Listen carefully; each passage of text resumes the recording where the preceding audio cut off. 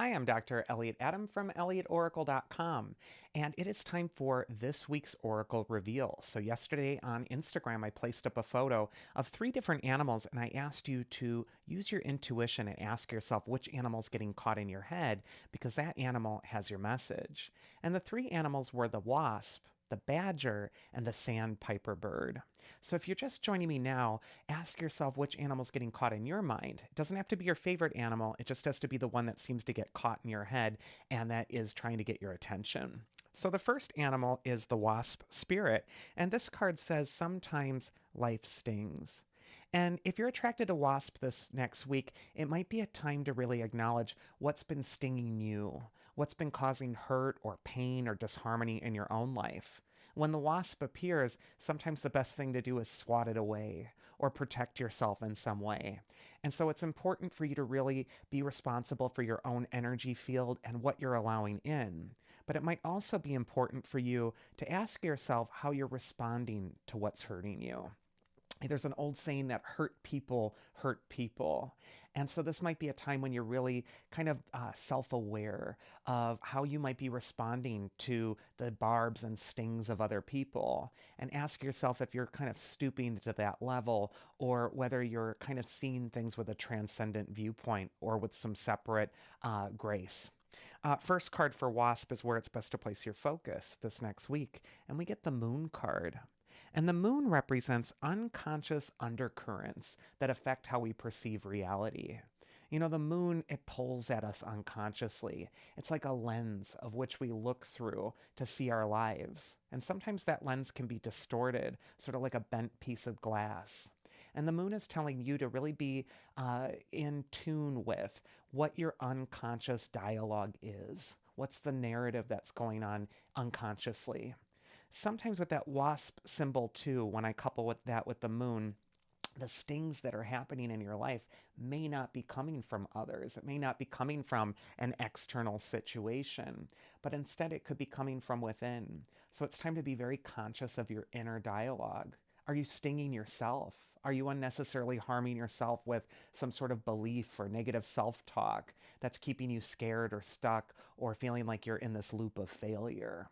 The moon is telling you to sort all of that out by really listening to what that dialogue is and then changing or correcting it if it isn't supporting your best good. Second card for Wasp is advice from your inner wisdom. And look at that, we get another major arcana card with Temperance. And Temperance is a card of really restoring your equilibrium. The angel of Temperance is pouring one full cup of water into the empty cup. And what this might indicate is that it's time to pour your love and attention into the thing that's been most neglected within you as well. The Angel of Temperance in the tarot, especially in the Major Arcana, appears right in the middle of all the difficult cards, the challenging dark Major Arcana cards. So after the Hangman and the Death card, we get to the Oasis of Temperance before you deal with the Devil card and the Tower card as well.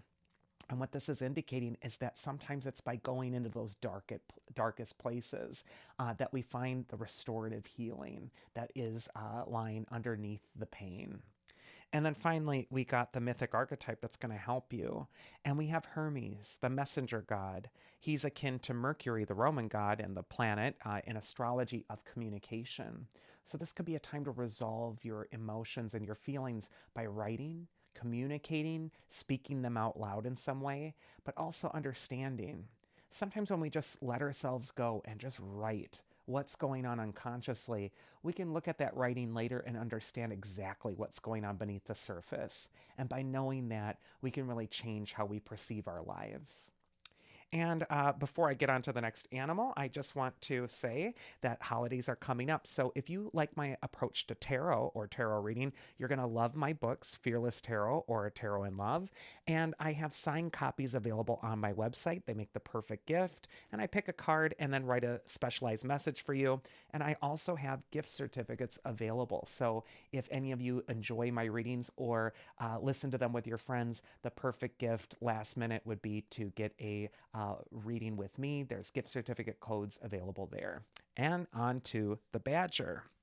So the Badger spirit says, be fearless and bold. And badger fearlessly burrows under the ground. It's a healing animal. It knows where all the healing roots grow.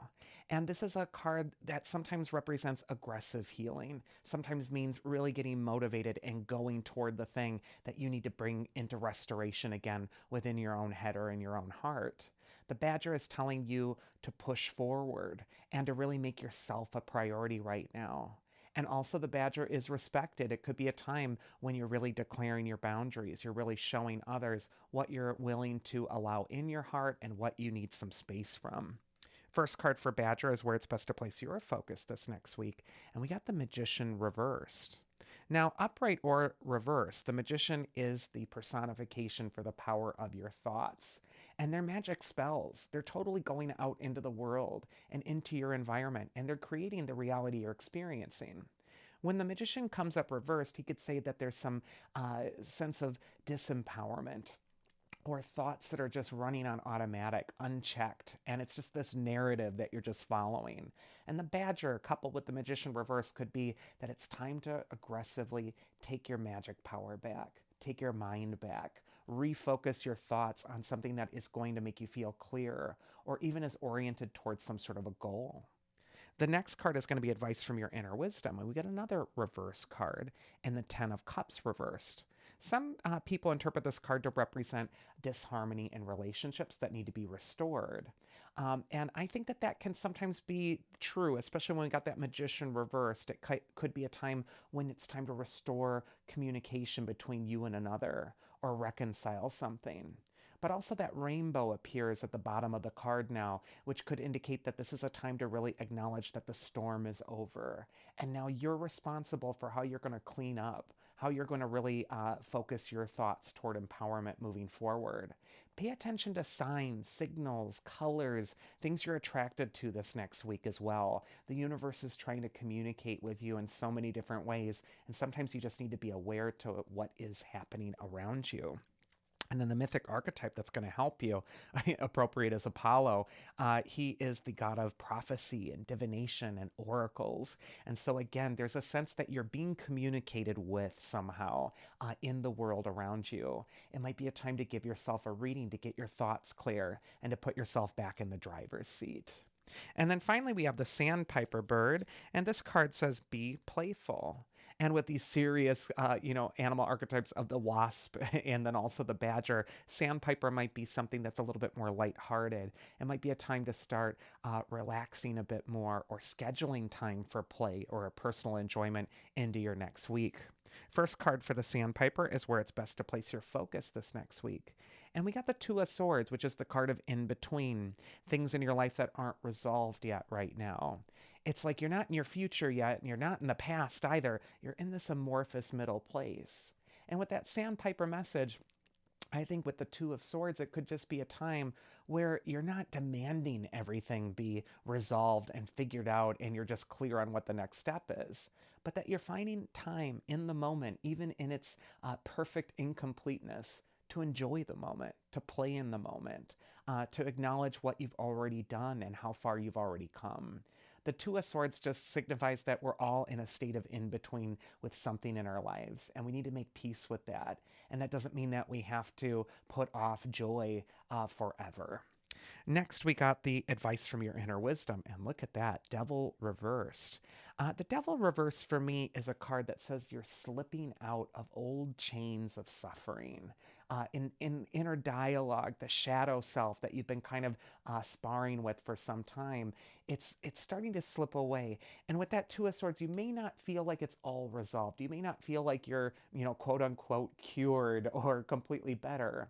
And yet, this is a card that's saying you're on the right track every time you stand up to your inner saboteur and make a choice toward change to your best life. And the mythic archetype that's going to help you is Pandora. And she's the archetype of hope. And she's telling you that no matter what struggles you're dealing with, no matter what challenge is in front of you, there's always hope. There's always hope to wriggle out of the traps of the past. And there's always hope that the in-between time does become resolved and you find yourself at firm footing in your destiny in the future. And that is this week's Oracle. I do hope you enjoyed it. As I said earlier, you can always find me on elliotoracle.com and schedule a reading with me there. Otherwise, I hope you all have a safe and happy week, so do take care.